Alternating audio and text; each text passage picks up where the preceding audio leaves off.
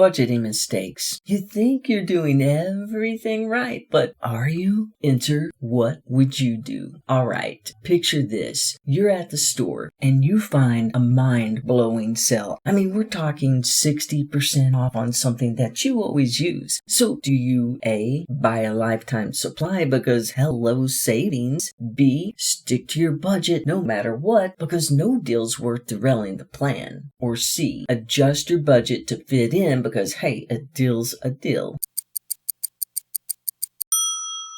Now, if you guessed A, congrats. You just fell into one of the sneakiest budget traps out there. Now, today, we're talking about budgeting mistakes that even the most frugal, money-savvy people make without realizing it. And trust me, some of these are gonna sting just a little. Hey everybody, welcome to Thrifty Budgeting, where we keep your bank account happy and your budget mistakes low. Let's kick this off with budgeting mistake number 1, the stockpile spiral. It all starts out so innocent, just grabbing a few extras while they're on sale, right? Next thing you know, your pantry looks like you're opening a mini grocery store. The problem? You think you're saving money, but if you stockpile too much, here's what happens. You forget what you have, so you never use it. Stuff spoils before you can even use it. You tie up cash in things instead of actual financial security. So what's the fix? Stock up strategically. Look, if it's perishable or if you don't use it that often, step away from that bulk buy temptation. You can use that money towards other things. Think of stockpiling like meal planning. Instead of buying in bulk just because it's cheap, ask yourself, am I actually going to use this within the next few months? If not, that discount isn't saving you money. It's just prepaying for clutter. Also, keeping a simple inventory list on your fridge or in your phone can help you avoid rebuying things that you already have. Listen, if your stockpile could survive a zombie outbreak, you might have gone overboard.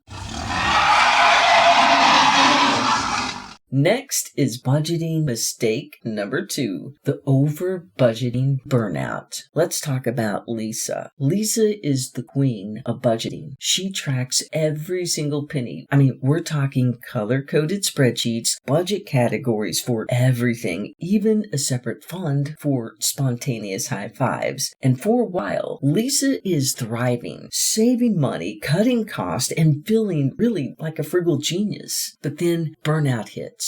Hard. Why? Because she's so strict with her budget that when something unexpected happens, like her best friend inviting her out to dinner, she panics. That's not in the budget. The problem? When your budget is just too rigid, real life will break it inevitably. The guilt of going over budget leads to impulse splurges like binge spending on things that she's been depriving herself of. So what's the fix for someone in this situation? And that's to realize that budgeting isn't about restriction. What it's about is balance. So you want to leave a life happens category so you don't feel like one dinner out's going to ruin everything. Up next, budgeting mistake number 3, the DIY disaster. Oh, we've all been there. You see something expensive and think, I can totally make that myself. And then it goes wrong. I mean, horribly wrong. Now, some examples would be that simple DIY home repair that cost you double when you had to call a professional to fix your fix. Ouch. Another example would be that Pinterest-inspired furniture makeover that ended up looking more like an art project from kindergarten. The problem is DIY sounds frugal, but sometimes it costs more in materials, time, and mistakes. The fix? Know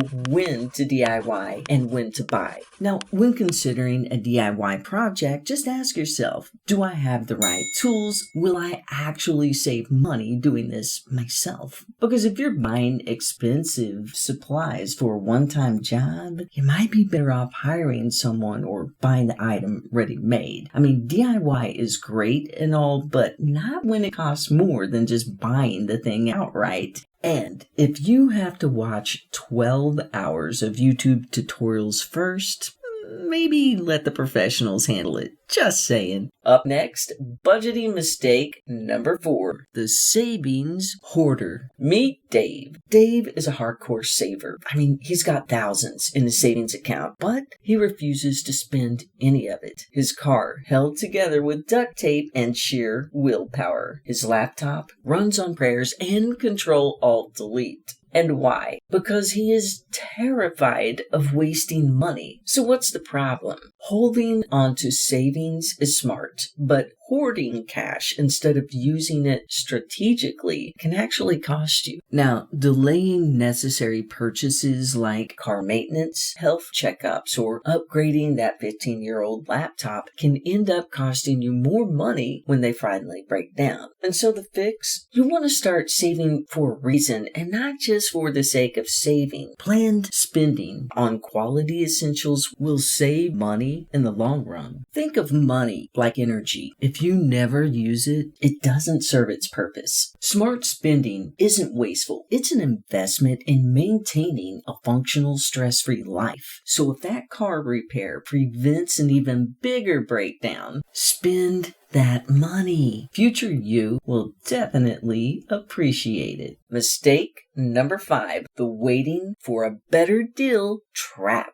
We have all been there. You find something that you really need, but you tell yourself, I'll wait for a better deal. Maybe it'll go on sale. I'll just hold off a little longer. And then you wait, and what happens? The price goes up instead of down. The item sells out completely. You wait so long that you end up buying something even worse just to fill up that need. Okay, real life example here. You need a new winter coat, but you think, I'll wait for a bigger sale. Fast forward to January, the big sale comes, but now the only coats left are in sizes that don't fit or colors that look like a traffic cone. You could have just bought the coat at a decent price, but now you're stuck overpaying or freezing your butt off. The problem? Frugal people sometimes wait too long for the perfect deal and end up spending more because they missed the right time to buy. Or worse, they don't buy it at all and suffer the consequences, aka cold,